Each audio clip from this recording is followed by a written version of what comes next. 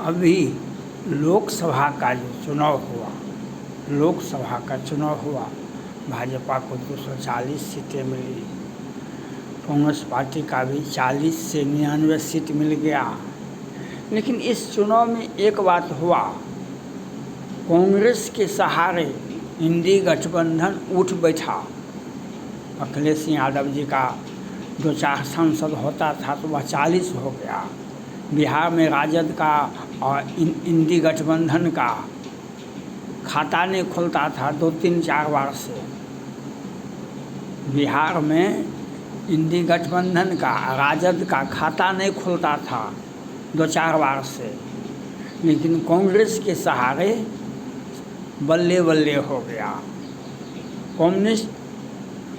कांग्रेस के सहारे इंडी गठबंधन का परचम लहरा गया, 9 सीटें मिला। लेकिन कांग्रेस पार्टी को बिहार की जनता ने रिजेक्ट कर दिया। कांग्रेस पार्टी को बिहार की जनता ने रिजेक्ट कर दिया। यह क्यों किया? जाके रही भावना जैसी, प्रभु मूरत देखी तिन तैसी। ये क्यों किया ऐसा? बिहार की जनता ऐसा क्यों किया? इसका कारण है, आज पूरा आधा बिहार, कोसी इलाका, भागलपुर प्रमंडल, कोसी प्रमंडल, पूर्णिया प्रमंडल, कौन कौन प्रमंडल है, और मैंने आधा बिहार, कम से कम 20 जिला प्रभावित है ये बाढ़ से। ये नेपाल का डैम, नेपाल का फाटक से प्रभावित है। आपको ज्ञातव्य होगा 14 के पहले मोदी जी नहीं आए थे, 14 के पहले चाहे गुजरात का कपड़ा उद्योग करता हो, या कपास की खेती करने वाला हो, कि केला का खेती करने वाला हो, कि ईख का खेती करने वाला हो, कि व्यवसायिक हो, कि किसान हो, सभी के सभी कोई भी राज बाकी नहीं था जब आत्महत्या नहीं करता था।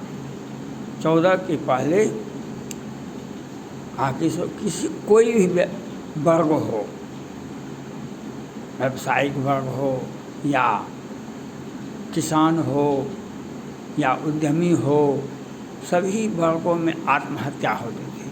मोदी जी आए, उनके साथ योगी जी आए और किसानों को समृद्धि का लाभ दिया। और अब मोदी जी से मेरा आग्रह है, आत्महत्या रोकी। आज आधा बिहार बाढ़ की चपेट में है। वह अश्रुधारा, कोसी इलाका का आधा बिहार, किशनगंज से लेकर के सहरसा तक, सहरसा से लेकर के खगड़िया, मानसी, बेतिया, शिवहर, सीतामढ़ी, वैशाली, पूरा का पूरा, दरभंगा, मधुबनी, आधा का आधा पूरा बिहार बाढ़ की चपेट में है। और कांग्रेस पार्टी ने अनदेखी की। कांग्रेस पार्टी ने बिहार के साथ सौतेला व्यवहार किया। अगर डैम बना दिया जाता बिहार में और उसका पानी का नहर बनाया, कांग्रेस पार्टी ने नहर बनाया, नहर का रखरखाव, नहर का जमीन, वो हिंदू धर्म में सत्यनारायण भगवान का पूजा होता है। हिंदू धर्म में सत्यनारायण भगवान का पूजा होता है। वह प्रसाद पाकन, थोड़ा थोड़ा प्रसाद सबों को दिया जाता है, सबों को दिया जो जाता है उसमें। तो वही नहर का सारा ज़मीन लोग बांट लिया है, ज़मीन बांट लिया है। नहर कहीं भी ज़मीन पर है ही नहीं, उसका बंदर बांट हो गया है। नहर वह होता है जिसमें पानी उससे निकले, किसानों के खेत को पटावे, खेत का सिंचन करे, खेत का किसानों में खुशहाली लावे। सिर्फ नहर का काम ये राजस्व वसूलने के लिए नहीं होता है। आप पानी पटाइएगा, किसानों की ज़रूरत को समय समय पानी दीजिएगा, तब उससे आपको पैसा देगा किसान। तो आप उस पर डैम बनना चाहिए नेपाल में। नेपाल को यह बताना चाहिए, उसे कड़ा कार्रवाई करना होगा। नेपाल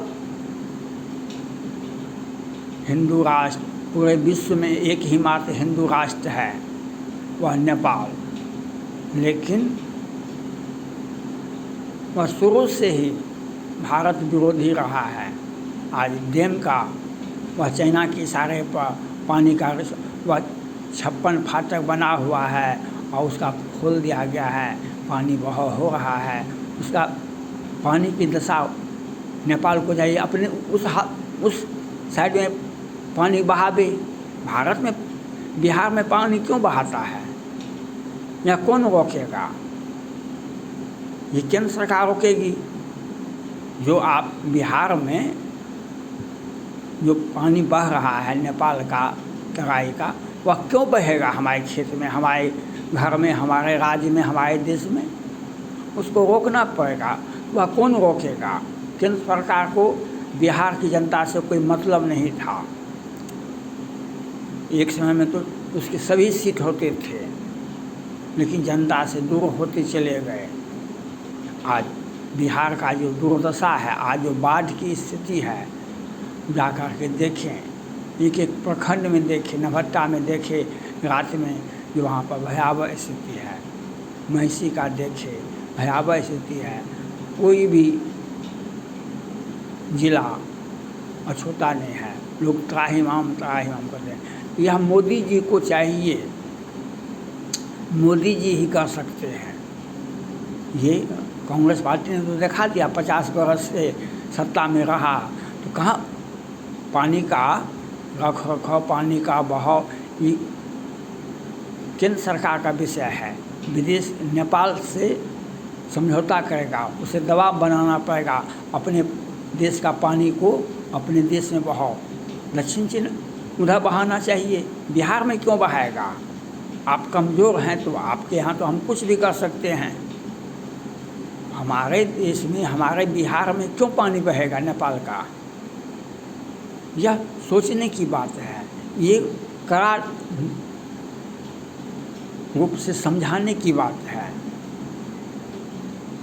तो यह हम उसका पानी तो अमृत भी है, पानी तो हमारे किसानों के लिए अमृत भी है।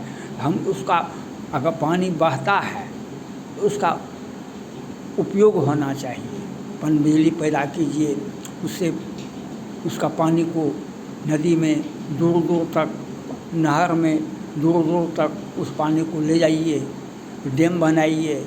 तो यह केंद्र सरकार कर सकती है, ये राज्य सरकारें नहीं, ये राज्य सरकार का अधिकार में नहीं आता है।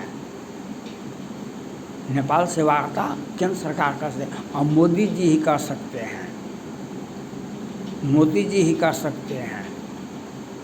जो अपने नेपाल अपने देश का पानी अपने उस दिशा में बहाना चाहिए।